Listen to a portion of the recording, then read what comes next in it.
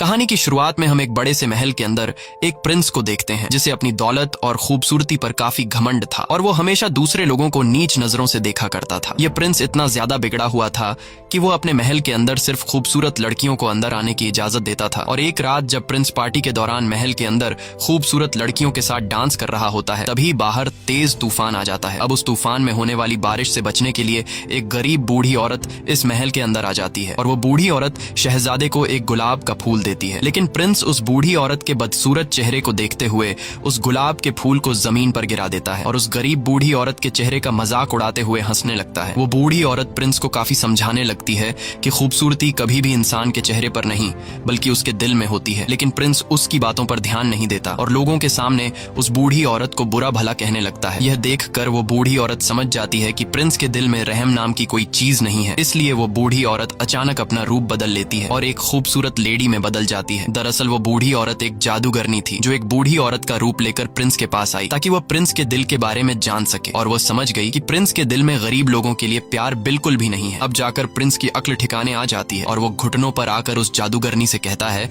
कि मुझे माफ कर दो। लेकिन अब जादूगरनी प्रिंस को कहाँ माफ करने वाली थी, क्योंकि कुछ देर पहले जब जादूगरनी ने प्रिंस से रिक्वेस्ट की कि प्लीज ये गुलाब का फूल एक्सेप्ट कर लीजिए, तब प्रिंस ने जादूगरनी के चेहरे का मजाक उड़ाते हुए उसके फूल को ठुकरा दिया था। इसीलिए अब वो जादूगरनी गुस्से में आकर अपने जादू से प्रिंस को जानवर यानी बीस्ट बना देती है। साथ ही प्रिंस को जितने भी लोग जानते थे वो जादूगरनी उन लोगों के दिमाग से प्रिंस को भुला देती है। यहाँ पर हमें यह पता चलता है कि उस जादूगरनी ने प्रिंस को जो फूल दी थी वह कोई आम फूल नहीं था बल्कि वह एक जादुई फूल था और उस फूल को एक्सेप्ट न करने पर जादूगरनी ने प्रिंस को श्राप दे दिया जिससे वह एक जानवर में बदल गया। और यह श्राप तभी खत्म होगा जब प्रिंस को उस फूल की आखिरी पंखुड़ी गिरने से पहले किसी से प्यार हो जाए और वह भी प्रिंस से प्यार करे। लेकिन उस फूल के आखिरी पंखुड़ी गिरने से पहले अगर किसी ने प्रिंस से प्यार नहीं किया तो प्रिंस हमेशा के लिए इसी रूप में रह जाएगा और वह दोबारा कभी इंसान नहीं बन पाएगा।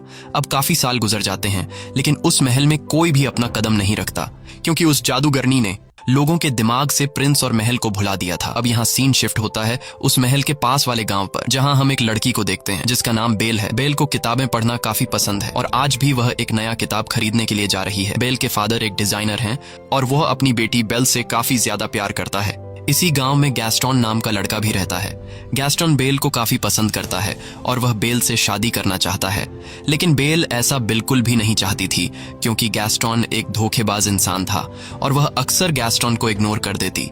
लेकिन गैस्टोन भी बेल का पीछा नहीं छोड़ता और वह किसी भी हाल में बेल से शादी करना चाहता है। एक दिन बेल का फादर किसी काम से जंगल के रास्ते शहर जा रहा होता है। जंगल के बीच में पहुंचने के बाद वह रास्ता भटक जाता है। तब सामने उसे एक दूसरा रास्ता दिखाई देता है। बेल का फादर सोचता है कि यह रास्ता शायद शॉर्टकट हो, इसलिए वह इस रास्ते पर चल पड़ता है। कुछ दूर आगे जाने के बाद तभी उसे जंगल से कुछ अजीब सी आवाजें सुनाई देने लगती हैं। बेल के पिता जब पीछे मुड़कर देखते हैं तो उसे पता चलता है कि जंगल के कुछ खतरनाक भेड़िए उसके पीछे पड़ गए हैं। यह देखते हुए बेल के फादर अपनी जान बचाने के लिए वहां से तेजी से घोड़ा गाड़ी को भगाने लगते हैं और भागते भागते वह एक महल के बाहर पहुंच जाता है। यह महल कोई और नहीं बल्कि वही महल है जिसे हमने कहानी की शुरुआत में देखा था। बेल का फादर इतने बड़े महल को देखकर हैरान रह जाता है और जब वो महल के अंदर आता है तो वो देखता है कि इस महल के अंदर कोई भी नहीं रहता। लेकिन हैरान करने वाली बात यह थी कि महल के अंदर कोई भी न रहते हुए महल के अंदर गरमाइश के लिए आग जल रही होती है। ये देखकर बेल के पिता को कुछ अजीब लगता है, लेकिन फिर वो इस पर ज्यादा ध्यान नहीं देता और तभी उसकी नजर खाने के टेबल पर पड़ती है जहाँ खाना ऐसे सजाया गया था कि जैसे कोई शहजादा उसे खाने आने वाला हो। अब बेल के पिता को बहुत ज्यादा भूख लगी थी, इसलिए वो बिना कुछ सोचे समझे खाने के टेबल पर बैठ जाता है और बड़े ही मजे से खाना खाने लगता है। लेकिन उसे पता नहीं था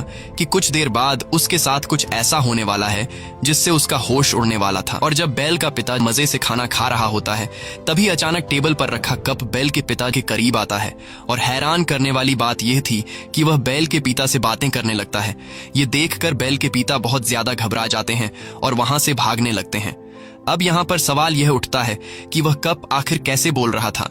दरअसल यहाँ पर जितनी भी चीजें पड़ी हुई थी वो पहले कभी इंसान हुआ करते थे, लेकिन जादूगरनी के श्राप की वजह से ये सभी के सभी चीजों में बदल गए। वही हम बेल के पिता को देखते हैं जो महल से बाहर आ गया होता है और तभी वो गार्डन में कई सारे सफेद गुलाब के फूल देख लेता है। बेल के फादर सोचते हैं कि मेरी बेटी ने फूल मंगवाया था, इसीलिए वो वहाँ से चुपचाप एक फूल को तोड़ लेते हैं और जैसे ही बेल के पिता फूल तोड़ते हैं तभी वहाँ पर बीस्ट आ जाता है। बीस्ट बेल के पिता पर काफी गुस्सा होता है क्योंकि बेल के पिता ने उसके गार्डन से गुलाब चुराने की कोशिश की। इसलिए बीस्ट गुलाब का फूल चुराने के जुर्म में बेल के पिता को कैद कर लेता है। लेकिन बेल के फादर का घोड़ा वहाँ से भाग जाता है और वह घोड़ा भागते भागते सीधा अपने घर आता है। बेल जब देखती है कि घोड़ा सिर्फ अकेला ही आया है और उसके फादर तो नहीं आए, ये देखकर वो फौरन समझ जाती है कि उसके फादर किसी मुसीबत में फंसे हुए हैं। इसीलिए बेल अपने फादर को ढूंढने के लिए उस घोड़े पर बैठ जाती है, जिसके बाद वह घोड़ा बेल को जंगल के रास्ते ले जाते हुए उसी महल में ले आता है जहाँ बेल के पिता कैद में है। बेल जब महल के अंदर जाती है तब वह चारों तरफ अपनी नजर घुमाती है, लेकिन वहाँ पर उसे कोई भी दिखाई नहीं देता। बेल वहाँ पर काफी आवाजें भी लगाती है कि यहाँ पर कोई है, पर उसे कोई भी जवाब नहीं मिलता। बेल भी परेशान हो जाती है कि आखिर इतना बड़ा महल खाली कैसे पड़ा है। अब जैसे ही बेल आगे बढ़ती है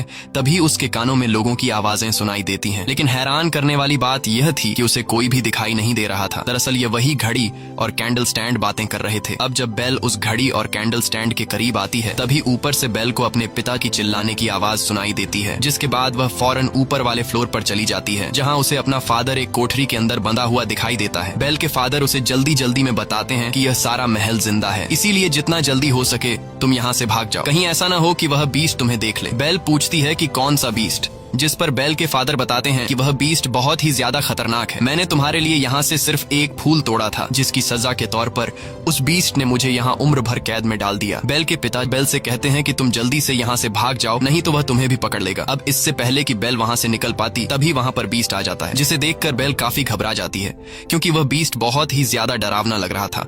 लेकिन बेल अपने डर पर काबू रखते हुए बीस्ट को ऐसा दिखाती है कि जैसे वह बीस्ट से बिल्कुल भी नहीं डर रही। बेल कहती है कि मैं अपने फादर से मिलना चाहती हूँ, लेकिन बीस्ट बेल को अपने फादर से मिलने से मना कर देता है। तब बेल बीस्ट से कहती है कि तुम कितने जालिम इंसान हो जो एक गुलाब का फूल तोड़ने की वजह से तुमने मेरे फादर को उम्र भर की कैद की सजा सुना दी। मेरे फादर ने सिर्फ एक फूल ही तो तोड़ा है और ऐसा करने के लिए मैंने ही उनसे कहा था, इसलिए तुम्हें मुझे कैद करना चाहिए। लेकिन बीस्ट बेल की बात मानने से इनकार कर देता है और कहता है कि मैं तुम्हें तुम्हारे फादर से मिलने के लिए कुछ देर तक दरवाजा खोल रहा हूँ, इसलिए तुम्हें अपने फादर से आखिरी बार जो भी कहना है कह दो, क्योंकि अगर यह दरवाजा एक बार खुल गया और बंद हो गया तो दोबारा कभी भी नहीं खुलेगा। यह कहते ही बीस्ट सेल का दरवाजा खोल देता है। बेल जल्दी से अंदर जाकर अपने फादर को गले लगाती है और बड़ी ही चालाकी से अपने फादर को बाहर धक्का दे देती है, जिसके बाद वो खुद उस सेल का दरवाजा अपने पीछे बंद कर देती है। अब बीस्ट ने जैसे कहा था कि एक बार अगर यह दरवाजा खुल गया और फिर बंद हो गया तो दोबारा कभी नहीं खुलेगा, इसलिए अब वो बीस्ट बेल के फादर को अंदर नहीं डाल सकता था। बेल के फादर कहते हैं कि तुमने ऐसा क्यों किया। तब बेल अपने फादर से कहती है कि तुम्हारा बाहर रहना ज्यादा जरूरी है। इसके बाद बेल का फादर वहाँ से जाने लगता है और अपनी बेटी से कहता है कि मैं जल्दी ही तुम्हें छुड़ाने के लिए मदद लेकर आऊंगा। और अब बेल यहाँ पर कैद हो जाती है। लेकिन जैसे ही बीस्ट वहाँ से जाता है तभी एक घड़ी और एक कैंडल दोनों बेल के पास आते हैं। दरअसल यह कभी इंसान हुआ करते थे, लेकिन जादूगरनी के श्राप की वजह से अब यह दोनों घड़ी और कैंडल में चेंज हो चुके थे। अच्छी बात यह थी कि यह इंसान के जैसा ही सब कुछ कर सकते हैं, जैसे चलना, बोलना, हंसना या फिर इंसान की तरह कोई भी काम करना। वो घड़ी और कैंडल स्टैंड दरवाजा खोलकर अंदर आ जाते हैं और बेल से बातें करने लगते हैं। यह सब देखकर बेल घबरा जाती है और बेल को कुछ समझ नहीं आ रहा होता कि यह सब क्या हो रहा है। यहाँ कैंडल स्टैंड बेल से कहता है कि घबराओ मत और हमारे पीछे आओ। बेल अब किसी तरह हिम्मत जुटाकर उनके पीछे जाती है और वो दोनों बेल को एक लग्जूरियस रूम के अंदर ले आते हैं और बेल से कहते हैं कि तुम यहाँ रह सकती हो। लेकिन जब इस बात की खबर बीस्ट को लगती है तब उसे काफी गुस्सा आता है, इसीलिए वह घड़ी और कैंडल स्टैंड को काफी डांटने लगता है। लेकिन वो दोनों कहते हैं कि शायद यही लड़की है जो हमें उस श्राप से आजाद करवाएगी, इसलिए वो कैंडल स्टैंड और घड़ी बीस्ट से कहते हैं कि तुम्हें उस लड़की के करीब जाकर उसे इम्प्रेस करना चाहिए। वो बीस्ट से कहते हैं कि जाओ और इस लड़की से बातें करो, उसे खाने के लिए इन्वाइट करो और उसे अपने प्यार के जाल में फंसा लो। ये सब सुनकर बीस्ट गुस्सा हो जाता है और कहता है कि क्या तुम दोनों पागल हो चुके हो। मैं इतना गिर चुका हूँ कि अब मैं एक चोर की बेटी को खाने के लिए इन्वाइट करूँ और उसके साथ बैठकर खाना खाऊंगा। बीस्ट कहता है कि ऐसा कभी भी नहीं हो सकता। लेकिन जब सारे लोग उसे कहते हैं कि तुम्हें इस लड़की को खाने पर इनवाइट करना होगा तब वह मान जाता है, क्योंकि इस महल के अंदर जितने भी लोग कैंडल, चेयर, घड़ी और चीजें बने हैं उसका जिम्मेदार सिर्फ और सिर्फ बीस्ट है। क्योंकि अगर वह उस दिन उस बूढ़ी औरत से वह फूल खुशी खुशी ले लेता तो आज इन लोगों की हालत इस तरह नहीं होती।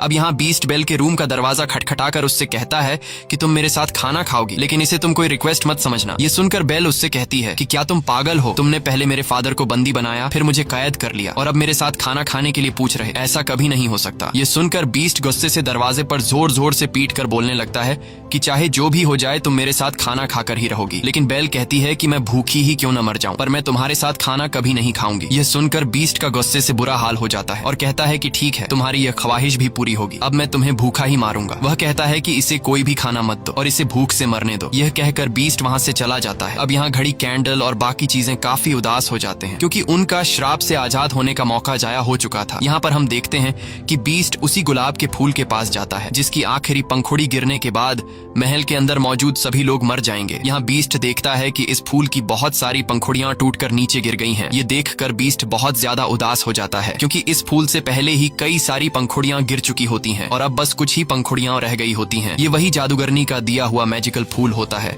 जिसकी आखिरी पंखुड़ी गिरने से पहले अगर किसी लड़की को बीस्ट से प्यार नहीं हुआ तो बीस्ट के साथ साथ वो श्रापित लोग जो इस वक्त गाड़ी, टेबल, अलमारी और कैंडल स्टैंड में बदले हैं, यह लोग हमेशा के लिए मिट जाएंगे।